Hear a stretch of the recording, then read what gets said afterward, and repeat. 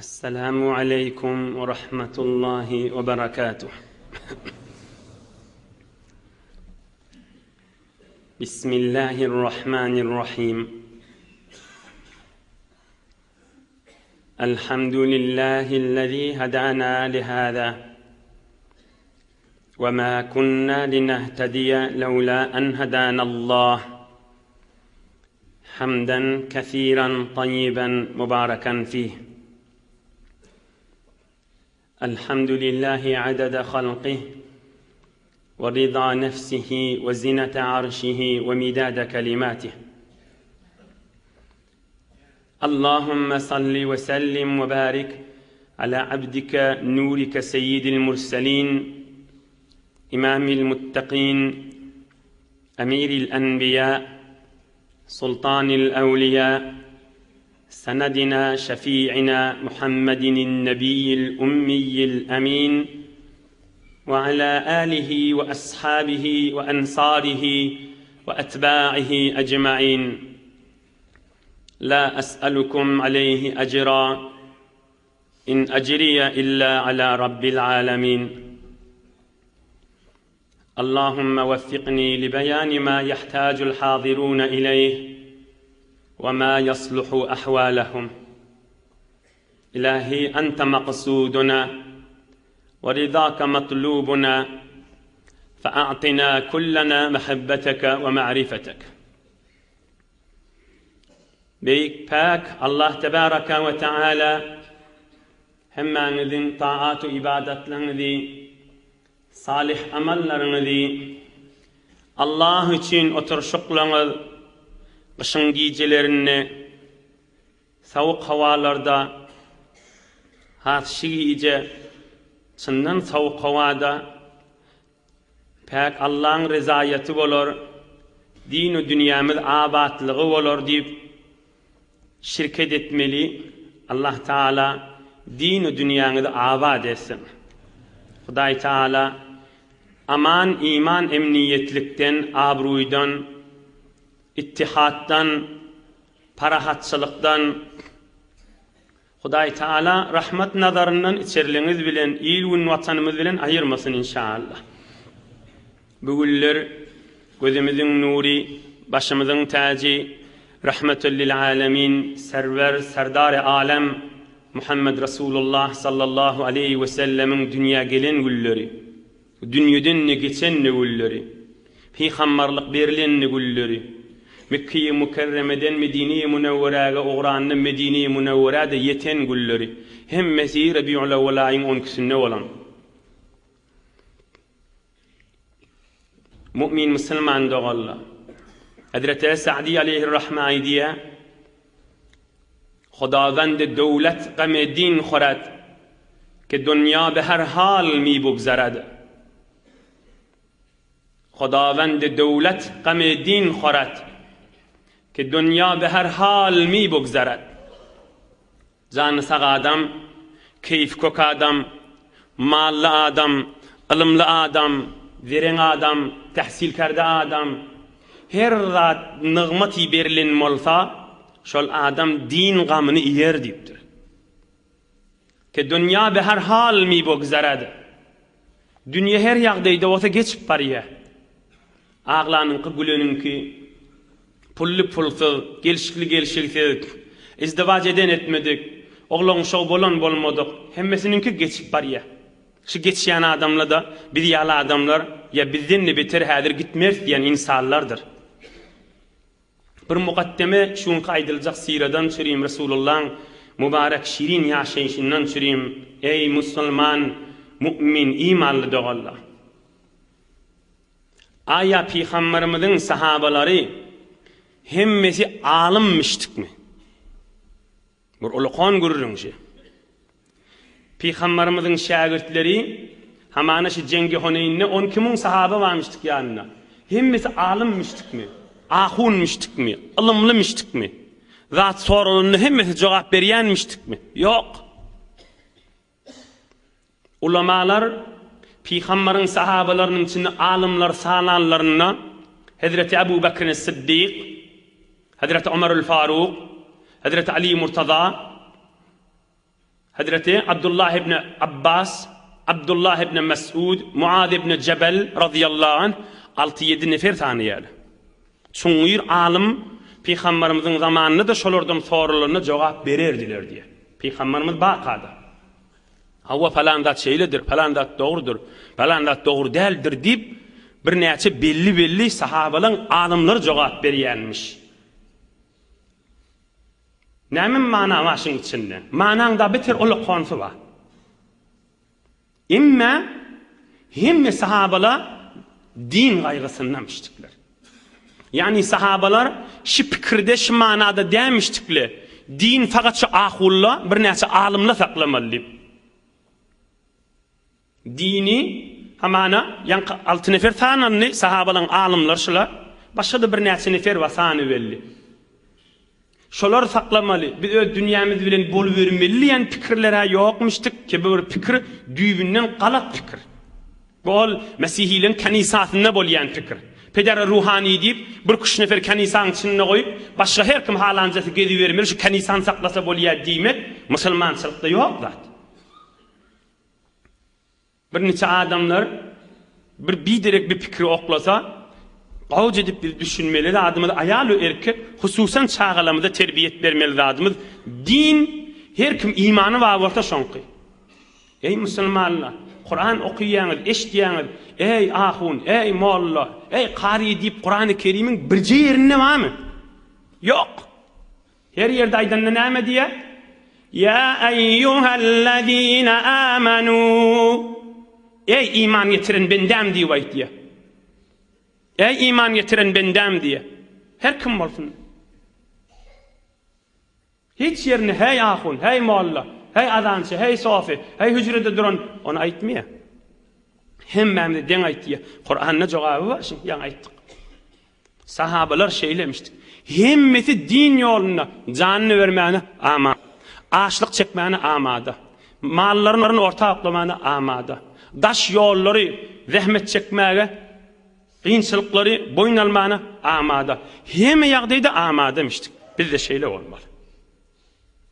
Alim ilminin ýüzünde gezer, emma din gamynda bolmak hemmemizin wezifesidir. Indi ahirkıca kefte aýdyn, oham bugun kuurluňa gireli. Bu mahalletçiliği hemmemiz bilenir, hem özümizden çürüyüm, hem halktan ders alıp. Nefsin diyenin edip, ha inni men razı oldum, diýdiri wa bilmer. Dünýäni gowalap, dünýäni ýygnap, ayş men şiwirini bir alqalyn, şiwirini bir elim uzadyk qalyn, şiwirini bir ayagym uzadyk qalyn, oham men bolýa diýer ýanyk nefse razı etip bolmaz. Muna doýurup bolmaz. Mudam gözi açtır nefsin. Hiç göz dok bolmaz. Mudam açtır gözi. Ondan çürüyüm din gamın iyin. Din gamın fikir edin. Men ur dini hizmet edecek diyin. Hatmen gelip ahun molla olmak gerek ki yine önkü vurun. Sahabalan hemmesi alim demiş ki Resulullah'ın şagirtleri. Emma hemmesi dine amada bir hizmetmiştikler. İlinin zatlarını yerine yetiryenmiştikler. Asıl mevzu da işte. İlinin işlerini yerine yetiryenmiştikler. Emma bir gecede bir sahabalan şehit bolacağının görürüne. Mekkeli sahaba. Qarrılığa yetmedik. Häzir jawan wagtynda şehit bolan Peygamberimiz aleyhissalatu vesselam'ın qibla waqıp kol götürüp hayır duasyny alan sahaba. Kalbi ve ruhi Allah Ta'ala'nın aşkına gaşyn giden sahaba. Yani Peygamberimizin şagirtlerinin biri gününün özünün zindagisi Allah Ta'ala'nın aşkına olup özünün yaşayışı süýji, dünýeden geçişi yani ayrılışı yani ölüşüde süýji, kabrda yatışıda süýji ve kıyamatta turjagda süýji ve cennete varjagda süýji olan sahabalar mıydı? Mekkeli ir musulman olan sahabalar mıydı? Hazreti Ebu Amir el-Eş'ari radıyallahu anh. Bir gece inşallah Allah köklüdüğünden Cengi Huneyn'in iyidinden bolan wakia şahadeti Hazreti Ebu Amir el-Eş'ari radıyallahu anh. Göreyli qissede näme görüňler bar. Lemma faragan nebiyyul Mustafa sallallahu aleyhi ve sellem min Hunayn ba'atha Aba Amir al-Ash'ari ala ceyshin ila Awtas. Peygamberimizin özü Taif'e gaşyn gidipdir. Şon kafirler Hunayn savaşyndan soň Taif'e gaşyn git gaçypdyrlar. Nahla diýen ýere gaçypdyrlar, Awtas diýen ýere gaçypdyrlar. Peygamberimizin özü Taif'e gaşyn gidipdir. Taif diýen şäheri daşyny gawajaklar. Emma Hazreti Abu Amir buňky şehit boljak sahabany bir neçe qoşun menen eline baydak berip, perçem berip, sen Awtas'a gaşyn git diýipdir. Şo kafirler, gaçyp giden kafirleri bir ýüzlü et diýipdir. Hazreti Abu Amir radiyallahu anh bir neçe sahabalar bilen Awtas'a gaşyn gidýär. Emma jeng meydana giýirli berenne farumiya fi rukbatihi bi sahmin usbita fiha.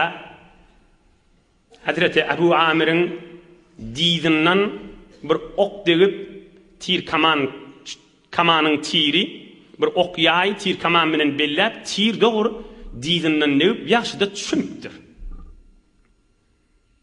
يقول أبو موسى الأشعري فانتهيت إليه فقلت يا عمي من رماك.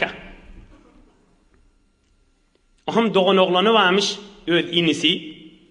Hazreti Abu Musa Eş'ari eştentiňiz bir qari sahaba. He ora in sahabalyň içinde sesi owadan sahaba. In sahabalyň içinde sesi owadan Kur'an okuýanlar. Şoda barmış, ýortyp bardym. Ey amu, ey ağam, kim seni attı tir kaman bilen kim vurdu seni? Fe aşara ila rami. Hal şol adam meni attı we meni öldürjek, men jan çykmam golaý diýipdir. Aňypdyr özüniň şehit boljagyny. Aham Hazreti Abu Musa Eş'ari aýdýar, ýortyp bardym, ýygynyň ýeterlämde ýan kafir gaçyp gitdi aňryklyny. Ýygynden gowdum, ala tastahi, utanmaýanmy, gorkap durda diýdim diýär. Aham şey diýemde gaýretine geldi we durdu diýär. Aham iki bolup kılıç bilen vuruşmagyna durdu. Eýleme hen öldürdüm we ýortypda ýene agamyň ýanyna geldim diýär. ثم قلت لعمي لأبي عامر قتل الله تعالى صاحبك. Seni öldüreni Allah öldürdü. Yani beni iyi verdi, sebep etti dedi. Aham Hazreti Abu Amir aydıptır. Fenza hâze sahme. Ey inim, şu dilimdeki oku çıkar deyiptir. Dilimdeki ok, mahul giyirttir ki çengrek ok bolmalı. Şu zamanında tir kaman ok yay bilen bellinyen ok şun çıkar deyiptir. Feneza'tuhu feneza minhul ma. Aham çıkardım. Ok çıkaramda iyilinden ayağından su akmağına durdu. Faqala yabna ahi.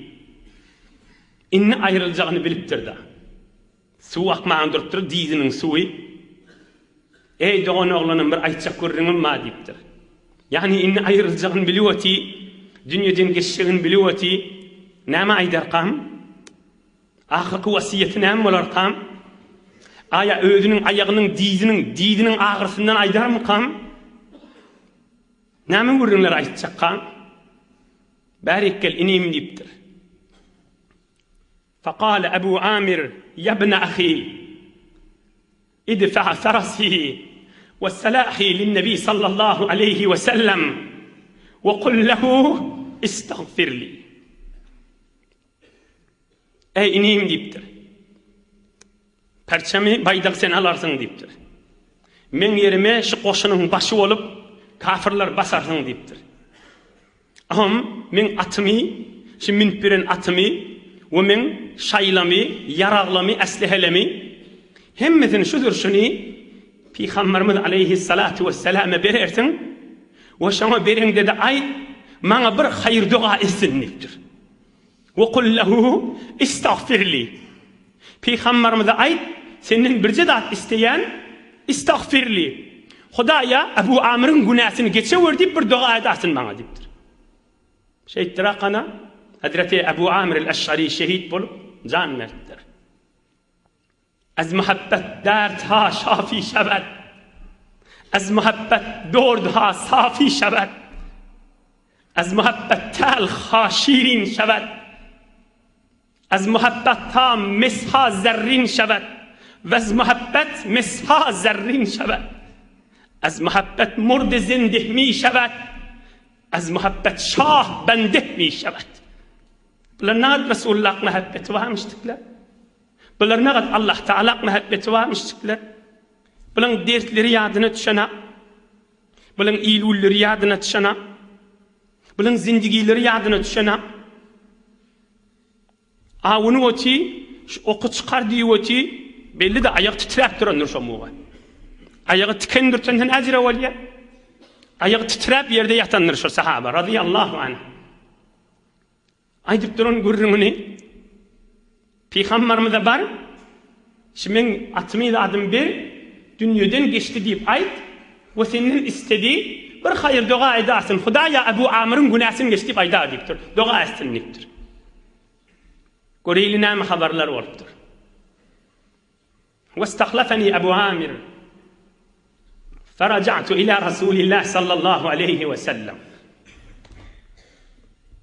Aham Hazreti Ebu Musa olarak şehit bolanın ballısı avtası fethetiptir. Aham aydiye fethedimden sonra Resulullah aleyhissalatu vesselam'a gaşin bardım. فدخلت على النبي صلى الله عليه وسلم على سرير مرمل Eğilip bardım Peygamberimiz bir tahtın üstünde yatanmış diye. Nämeden moltaga o taht? Altından mı kam? Kumuştan mı kam? Ala sariri murmel. Şagadan mı cerlen tahtın üstünde? Kan şagan uyuşurlup tümmök etiptirle. Beykrat bolsun diye. Bir yel çeker yağlar. Üstüne de bir yuqacık malafa bir dat oqlaptırlar. Ala saririn murmel. Çağadan mezirlen tahtın üstüne. Ve aleyhi firaş kad estera rimalu samiri bi zahrihi ve cembeyh. Aham çağadan mezirlen tahtın üstüne Peygamberimiz yatıydı. Bedenine çağan eser bağdı deyiptir. Cay galmiyam hasirde yastan, daşın üstüne yastan, cay basya, cay galiye kadar ya göğürüye eser vaadi deyiptir. İnşallah işte bireme Huday Teala vakt berti min gurrunun dersin aleydin. Hadir bireme evvesi şeyli. Fe akhbartuhu bi habari Abi Amir. Aham Peygamberimize Ebu Amir'in haberini verdim diye. Radıyallahu anh. Peygamberimize Ebu Amir'in haberini verdi. Ve kâle kul li Resulillah sallallahu aleyhi ve sellem istagfirli. Ya Resulallah mena bardım şeyli gurrunları olli Ebu Amir dünyadan geçti.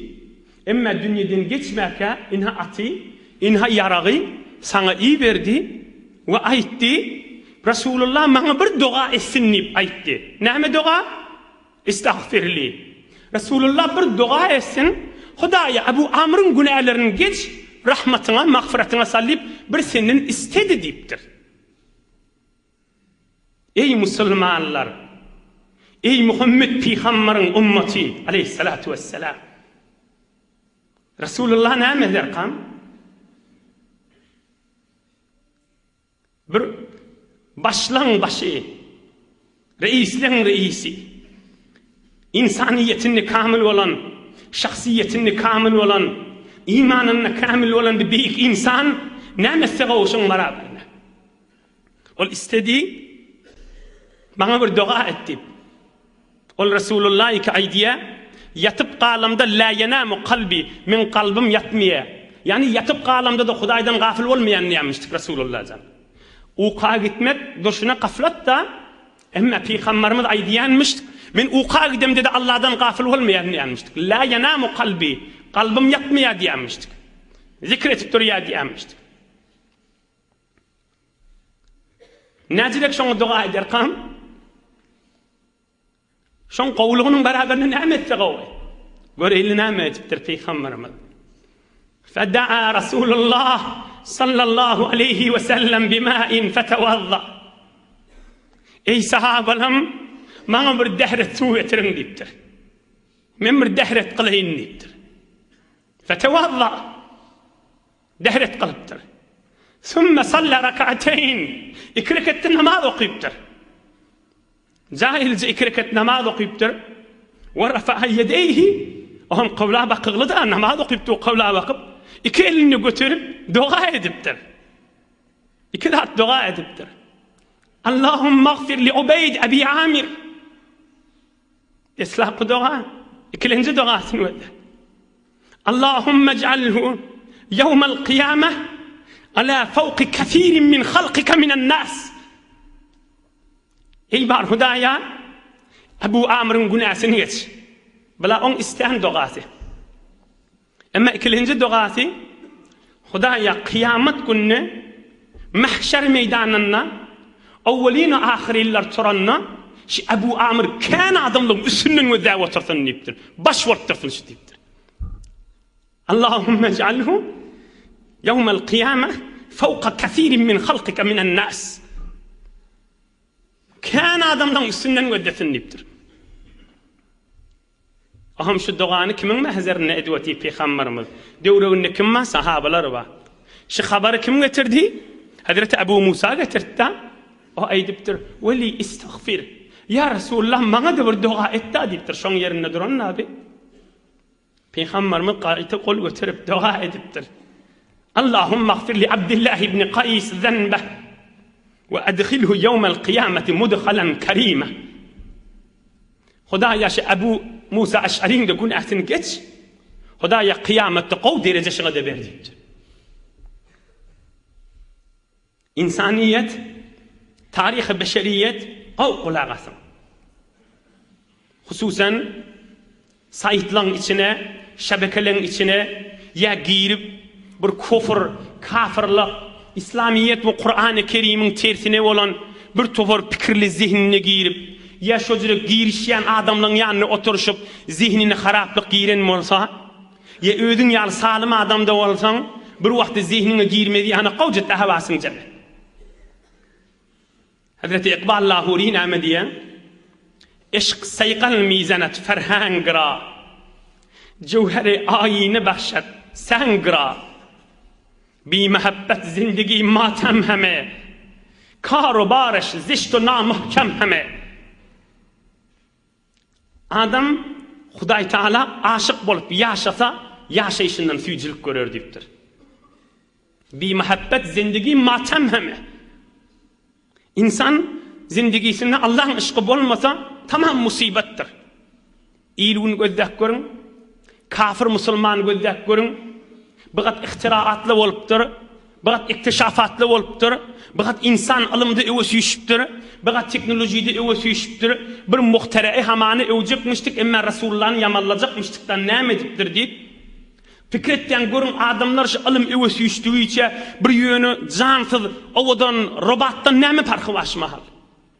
İnsanlar bir ruh edip, insanlar füycülükten ayırıp, insanlar bir donuk burada dedik koyup, ne enatabildi insan inni günmevun, ne erheleyi bilip bariye, ne doğun bilip bariye, ne oğul gıyır bilip bariye, günmevun insanları dünyanın hafasına bulaştırıp da insanı bir ruh edip bariye onunla maşadat ne etti işte.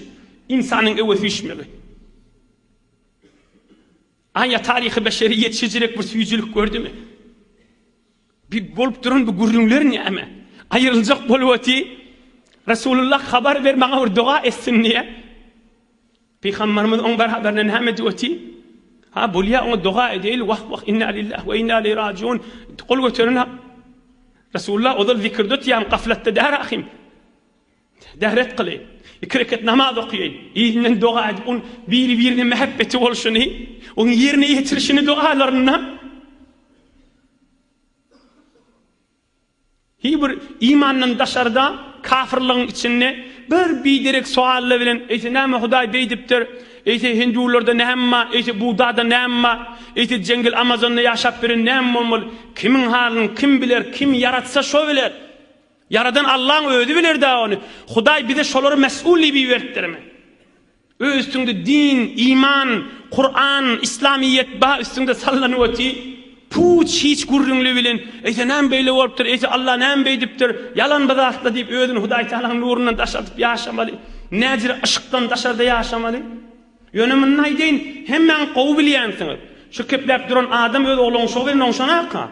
Zindagide ýaşaýşda jamiede hiç bir adama haýır ýetirmelerden ha şol adam.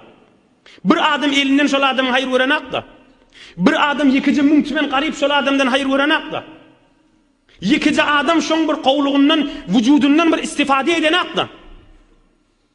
Öz oglugyny, öz dinanasy, enatasy şoň elinden dat diýip bäla. Ýöne benden wujudi jedeliň üstüne gorulypdyr. Fakat ýöne fakim gyzdyrjak, eňeň gyzdyrjak diýip şahar dawaty on gyzdyrýan zatda şi kafirlik, musulmançylygy ýamanlamaly, Allahyny ýamanlamaly, peýgamberi ýamanlamaly, ulukon da düşmany bolup. Şu ürünler şoň ýüregine girmelärmi kan? Şu ürünler kulagyna girse kalbynden titretmelärmi şu ürünler? Bir ışık näme?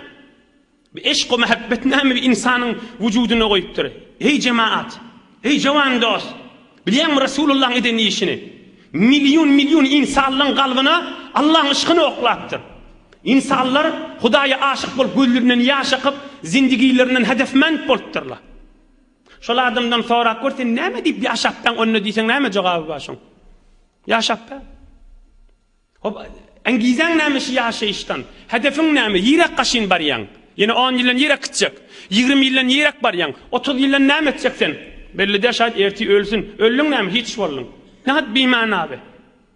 Yine robotda gurjakulykyn. İnsanyň hakykat zindigisi ışq we muhabbetiň içindedir. Hazreti Iqbal Lahuri Urupaň içine giren adam. Kafirliň näme diýen gör danışgalarlyň içine girip çykan adam. O näme diýipdir? Eşq seýqal mizanat ferhang qira. Sen ilmiňi, sen bilimiňi, sen tahsilatyňy, sen awadallygyňy, sen malyň mülküň ferhangyny Allah ışqa awadallygy. Bi muhabbet zindagi matem heme. Karobarış ziştuna mahkam heme. Emma bir adam Allah'a ışqı bolmasa tamam zindagisi musibetde. Şol adamlar görün mudam hesapdyr. Merizdir. Öz duran ýerinde rahaty ýok da şol adamlar. Ne dogry ukusy var. Ne doğru zindagisi var. Yani kızırdap yaşamalı. Näme peýdasy var? Näme diýip insan pikirleşmeli? Näme diýip akyllanşmaly? İnsanyň hakykat lezzeti ışkyň üstüne goýulandyr. İnsanyň hakykat süýjüligi Allah edil jalalyň muhabbetiniň içindedir. Bir adam kefine hawwa berip de bir bolar bolmaz adam kefine hawwa berip de ol ışq, ol muhabbet ýeke dünya we ahiret erzeşi var. Belki dünya we ahiretden erzeşi ýokur. Elinden berama. Bir kidane bir ilmi derslerde var. Olarda hyzmatyňyza ýetireydi. Bilah ýaky iman gurrungy boldy. Peygamberimiz el weterip doga edýänmiş. Peygamberimiz bizden çürüm aýdypdyr. Qala sallallahu aleyhi ve sellem Sallallahu Teala bi butuni akuffikum. Ey musulmanlar, Allah'dan diläňizde eliňiziň aýasy bilen Allah'dan diläň, şeýle göteriň diýipdir. Sallallahu bi butuni akuffikum. Eliňiz göterden Allah'dan diläň diýipdir. Yani beter yalvardygyň bolar, beter zary etdigiň bolar, tezerrü etdigiň bolar, Allah'ın gafsyna ýykyllygyň bolar. Ey Rabbim Allah diýdi doga.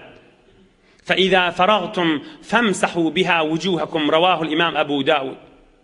Tamam boldy mu dogan? Bir rahmetke diýdi eliňi ýüzüňe çek. Peygamberimiziň aýdany diläňizde eliňizi açyň we doga etip boluňyzy eliňizi ýüzüňize çekiň diýip aýtdy. Şon ýüz insanyň iň hormatly ýeri. Adamyň narahaty ýüzünden belli bolýar. Gülküsi ýüzünden belli bolýar. Hoşlugy ýüzünden belli bolýar. Heýwany guranda ýüzüne vurma diýär ulamalar. Arkasına vur diýip aýtdy. Çağany uranda ýüzüne vurmana jal ýok. İnsanyň hormaty ýüzünde. Oham şony eliňi rahmat dökülli diýen umid bilen ýüzüňe çekmeli. Peygamberimiz aýdypdyr. İmam Ebu Davud rivayet edýär. Kana sallallahu aleyhi ve sellem iza da'a فرفع يديه مسح وجهه بيديه صلى الله عليه وسلم. Peygamberimiz her hasan dua edip el götürünne şonu qowja deyip iki elini yüzüne çekerdi deyipdir. Bir tofer adam bir elinden çekip göberiyor. Mutakabbir adamların alamatıdır etmesin diye ulamalar. Ya sen elini götürmesin, amin nimetin o zarura del etmesin näme. Yok dua etcek bolsa dua etmeli iki elini qowja edip. İki elini yüzüne qaşyň çekmeli. Yok da dua etip görmeler. Bir qow havas kok wagtynda Allah'dan dilep dua edamal. Yine bir ulqan muhim ilm ba Peygamberimizin eden işine bizlere ders olar yani. Dua etcek bolanda näme etipdir? Dehret kılıp 2 rekat namaz okuyupdur. Alhamın içinde var. İyyâke na'bud ve iyyâke nesta'in. Evvel iyyâke na'bud gelipdir. Bir ibadet ohum dua beter tesirlidir. Yoksa şu vaqtda Peygamberimiz dua etse bolýar ahi. Bismillah aydıp elhamdülillah rabbil alemin. Allahumme salli ala Muhammed deyip dua edivermeli. Emma bir ibadet evveline düştü, bir 2 rekat namaz düştü. İhlas veren Allah'dan bir zat dileyecek bolýan. Bir 2 rekat namaz okuyup izinden dua etmek barından qowsudur. İyyâke na'bud ve iyyâke nesta'in. Evvel ibadet izinden Allah'dan dilemek hayır dua. Peygamberimiz bu barada aydan sözü var. قال علي المرتضى رضي الله عنه حدثني أبو بكر وصدق أبو بكر. Hazreti Ali Murtaza radıyallahu anh diye men Ebu Bekir Siddiq'tan eşittim diye. Ebu Bekir doğru aytyandır diye. Doğruçudur Ebu Bekir diye. Sadakatli adamdır diye. Näme eşitipdir? Men Ebu Bekir Siddiq'tan eşittim diye ki Ebu Bekir Siddiq aytiya Peygamberimizden eşittim deyip. Peygamberimiz aydıptır. Ma min abdin yuznibu zenben feyuhsinu tuhura. ثم يقوم فيصلي ركعتين ثم يستغفر الله تعالى إلا غفر الله تعالى له ثم قرأ صلى الله عليه وسلم آية كذا رواه أبو داود. Hazreti Ebu Bekir Siddiq'tan eşittim ki Hazreti Ebu Bekir Siddiq Resulullah'dan eşitiptir. Peygamberimiz aleyhissalatu vesselam aydıptır. Her kim bir günah etse aham men yanlıştım deyip استغفار است توبه وليدا اما bir dehret qılsa havluq mancı dehret qılandan soň turup 2 rekat namaz okuysa ohum Hudaýa men yanlıştım diýse barından o günahlar dökülür diýipdir. Kan oglanlar aýdýa ya denanalar aýdýa men kan günahlar etdim men toba näzir edeýin. Toba diýerleri dilim menen estağfirullah aýdamaly, ýüregiňden narahat bolamal, bir benden hakda bolsa bermeli. Ama in gowy ýoly bir halvatda ya bir qaranqyda gije qoýmany bir 2 rekat namaz okuyup Hudaýa men odal işläp beren ýerinde şey dipdim, gezip beren ýerinde şey dipdim. Hudaýa maňa tawfik ber inniklap etmeýin. Hudaýa kömek ber. Hudaýa men afetten mahfuz et. Hudaýa men rahmatyňdan aýyrma. Emma bir tofor şoň içinde bija öýdüni boýnalyýa namazlyň üstünde. Men inniklap şu günäni etsem men palandat bolasyn. Hudaýa men gaýta-da imtihan edaga. Bular biderekkepdir. Allah Taala huzuruna bi edepçilikdir. Hudaý Taala men imtihan edaga diýip durmak gaty biderek bi edepçilik kepdir. Musulman adam aýtmalydyr. Aýdan nady bolsa şondan estağfirullah istir. Mesela günah edi adam yanlış ýa-da. Peygamberimiz aýdypdyr kullu bani adam hatta hemme kiş günahkardır diýipdir. Wa hayrul hatta at-tawwabun. Behterin günahkar tawbat ýerlerdir diýipdir. Yani behterin insan zol Allah'dan dilep durýar. Oham tawba edýäňdämi?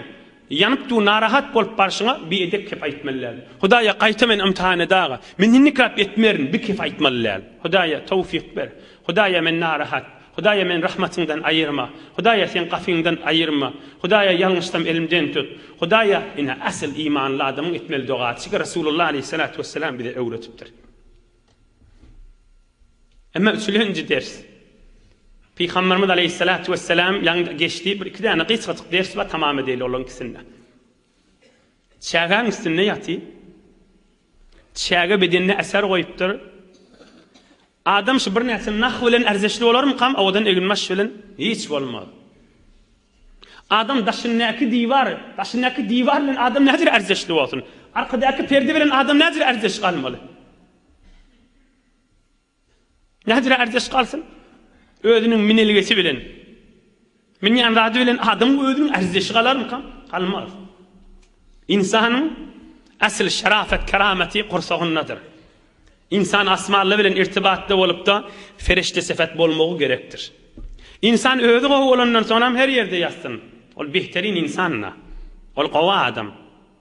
O zollu gurrun geçenler. Vaktik almas, altın, tala, azıl. Altını lokurun içine okla.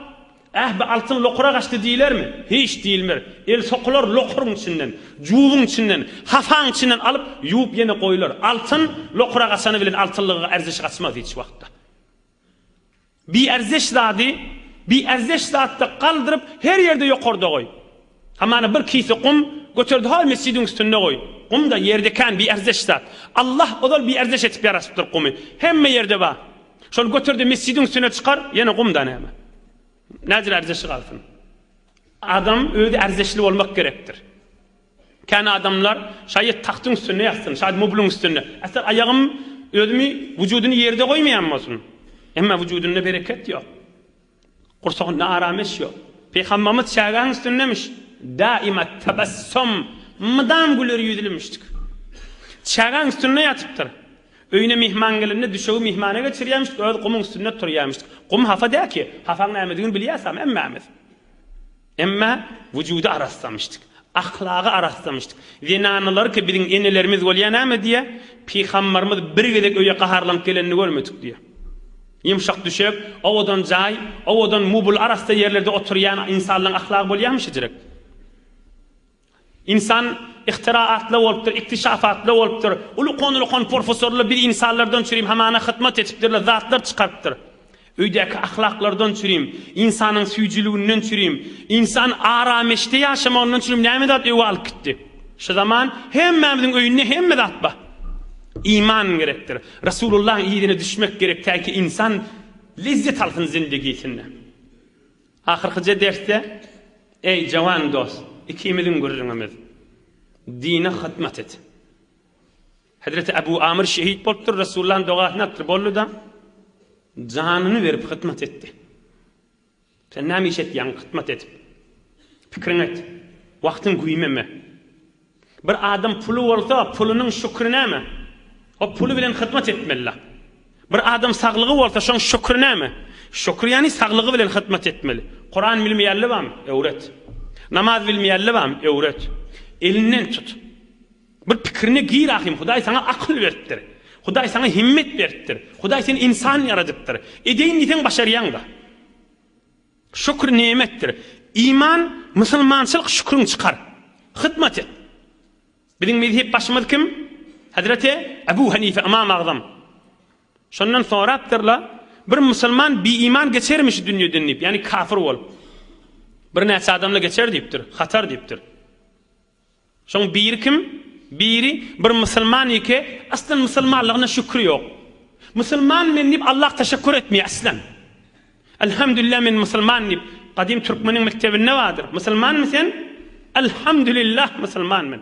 Hatta Ebu Hanife aydıptır. Senden Müslüman mı deyip sorulsa inşallah Müslümandır değil mi deyiptir. Ana mu'minun hakkan elbette Müslümandır nivayet deyiptir. İnşallah Müslümandır deyip otadı inşallah koşma deyiptir. Elbette Müslümandır nivayet deyiptir.